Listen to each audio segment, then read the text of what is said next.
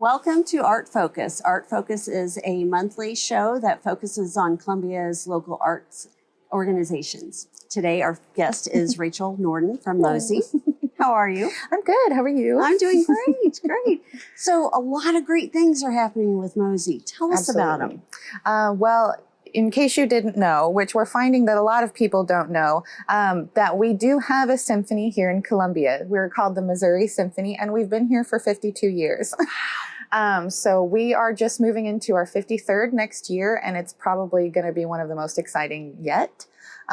We've got a new music director, a new conductor. We've got a lot of new other people and new programs involved with Mosey, a lot of new collaborations, and it's really exciting to see the symphony start to flourish the way that we've always dreamed that it would. That's wonderful. That's wonderful. I know there's many different components to the organization. Can you kind of go through each one of those different programs that you have? Yeah. So our three main branches, you would call them, are, the Missouri Symphony at its core, which we label our orchestra part. And then we have our conservatory, which is our education portion. And then we have our league, which was actually founded by Missouri Symphony's co-founder, Lucy Vianello, who just had a birthday yesterday, or 2 days ago. And it was founded specifically for supporting the Missouri Symphony in volunteer and financial and fundraising means. So it's a very self-efficient organization, and I would say that's part of what's kept it alive in this community as long as we have been. Okay. So what kind of fundraising do they do? They have anything for the holidays, or they? Oh yeah.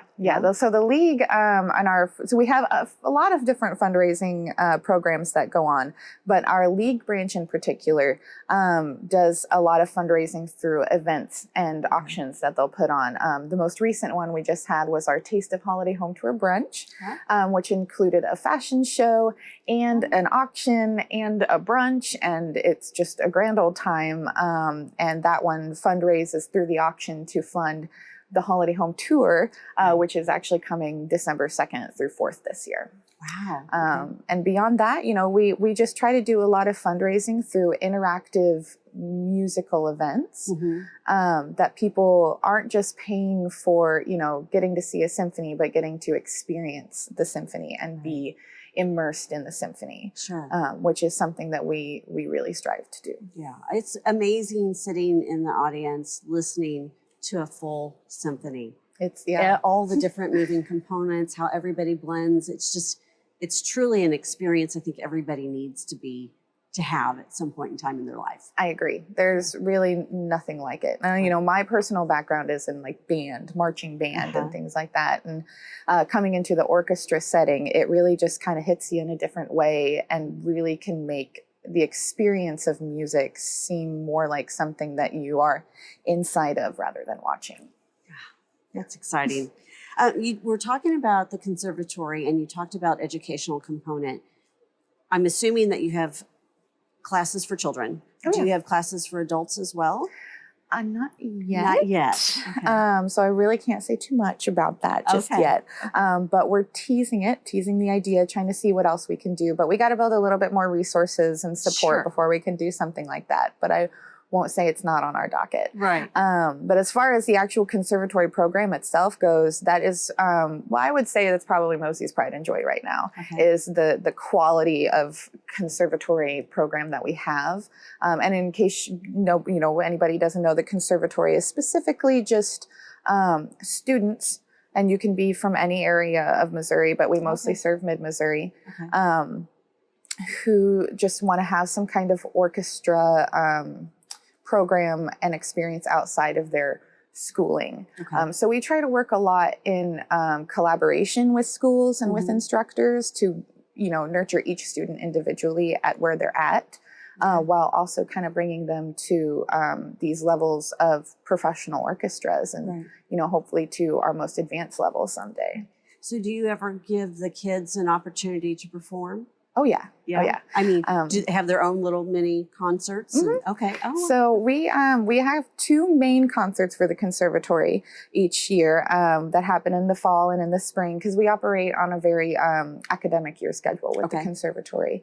But we also do those in collaboration with the Missouri String Project at the University of Missouri. And so the first time we did it, it was like a side by side, and we all played together, and it was really awesome. But now everyone in each group kind of has their own moment to shine on the stage at the Missouri Theater, which is honestly just kind of, being a kid and experiencing something like that. I can't imagine. Just gotta be amazing. Being on that stage, looking out at that beautiful auditorium, seeing all those faces, it's probably really exciting for them. I from what I've heard, absolutely. Yeah.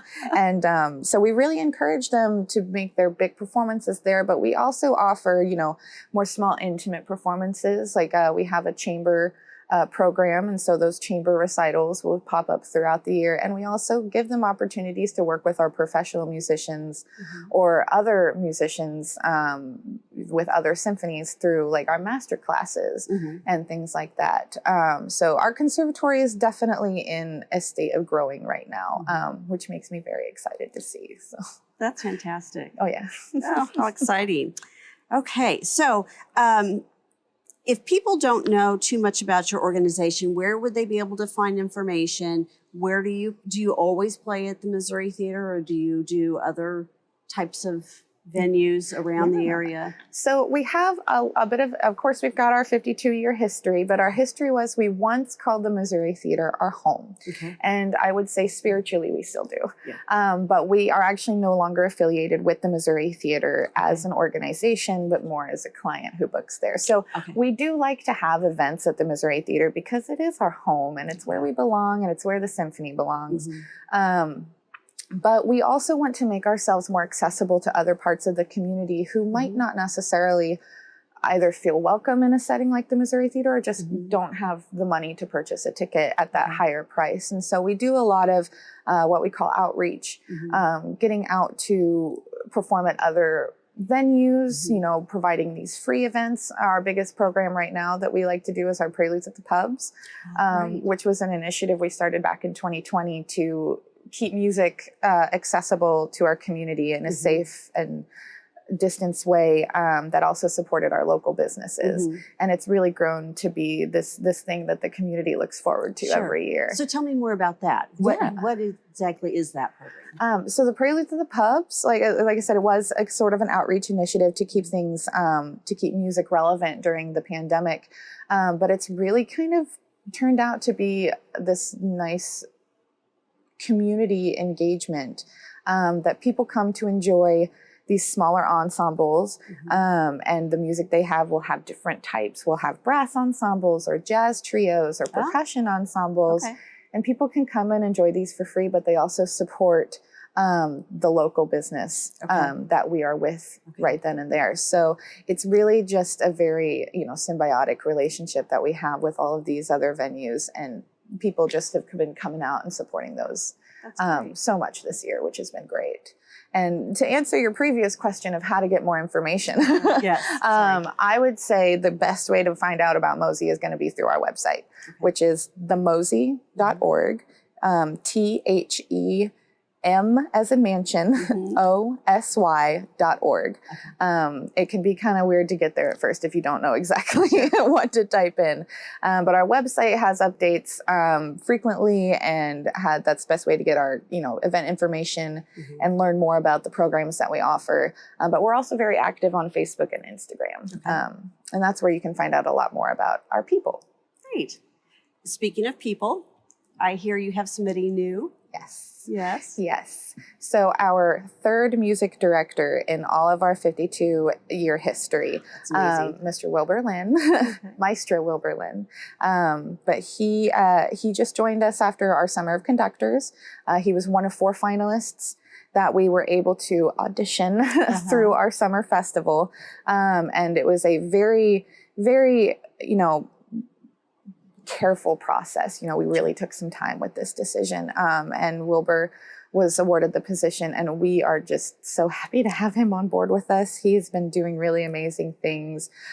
He works with other symphonies and orchestras throughout the nation, Oh, wow. and we are able to collaborate with those symphonies, and it's been a very enlightening experience because we've always kind of been so isolated here in Columbia, Right. and now to get to interact with all these other symphonies Right. and work with Wilbur, who is just incredibly talented, and I can already tell has a vision for this organization that we're all on board with, has really been something that it's been kind of revigorating, to tell That's you the wonderful. truth. Yeah. Yeah, that's exciting. Three Yes. conductors. That's amazing over that span. It shows the dedication and loyalty to the It's organization. true. And You know, if there's anything that makes Mosey stand out from other symphonies, is you can really feel the personal investment that each individual with this organization has.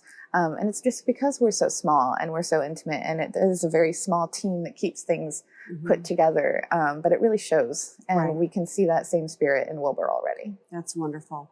So does Mosey partner with any other organizations and do things throughout the year? Oh yeah, collaboration is a big part of our lives, and being a nonprofit, but also just a group of people that like to hang out with other groups of people. You know, throughout the year, we offer sponsorship opportunities with other organizations, but we also like to work with other nonprofits, especially arts nonprofits, such as, you know, Vidwest, and we'll work with a Merrick Dance Company. Dance company. Uh-huh. Sorry, still kind of getting to know their new name. Yes, yeah, their new name. I can respect it though. Yes. And other arts organizations like the Columbia Art League, just really anybody that we can collaborate with that is a nonprofit that we can say we both have this shared mission. Let's reach it together. Right. And it's going to bring awareness to both of us. And, you know, in 2022, keeping awareness on the arts is so important. Absolutely. And we got to rely on each other to keep each other alive. Right. But Columbia is such a supportive community for the arts as well. It really is. So it's more fun than anything. Yeah. Is there anything else that you want us to know about the organization?